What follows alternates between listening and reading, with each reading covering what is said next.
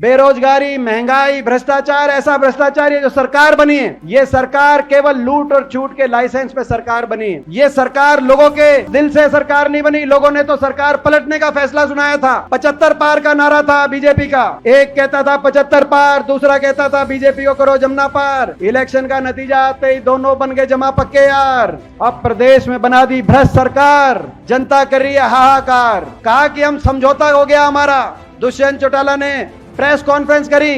जींद जिले के मैं इसलिए कहना चाहता हूं कि यहां से लगभग सीट जेजेपी पार्टी की आई, एक कांग्रेस की आई। प्रेस कॉन्फ्रेंस करी कि जो 5100 पेंशन देगा हम उसको समर्थन करेंगे। भूल गए जमुना पार को, तो पहले दिन भूल गए। कहा जो 5100 पेंशन देगा उसका समर्थन करेंगे। 31 विधायक लेकर हमने दिल्ली में हुड्डा साहब ने प्रेस कॉन्फ्रेंस करी तुरंत कि भाई हम 5100 पेंशन देंगे, क्योंकि हमारा घोषणा पत्र में पहली मांग हमारे घोषणा पत्र में है। और हम 2019 नवंबर 1 से कहा, हमने कहा एक हम तारीख भी बताते हैं, यानी कि आज से 4 साल पहले 5100 पेंशन देंगे। मैं पूछना चाहता हूं आपसे, वो 5100 पेंशन जिसपे समझौता इन्होंने कहा कि नहीं हम बीजेपी को दे रहे हैं, वो 5100 पेंशन आ गई या नहीं आई? विश्वासघात कर दिया। उचाना में लोगों से पूछा था, उचाना में जाके लोगों से पूछा था कि क्या करना चाहिए। लोगों ने कहा था कुछ भी करो, बीजेपी का साथ ना देना, कुछ भी करना पड़े। लोगों ने कहा था कि नहीं कहा था? मैं आज आपसे पूछना चाहता हूँ। उचाना से गाड़ी चली, सीधे रास्ते गाड़ी चल रही थी। उचाना से जींद होके रोहतक होके टिकरी बॉर्डर तक गाड़ी ठीक रास्ते पे जा रही थी।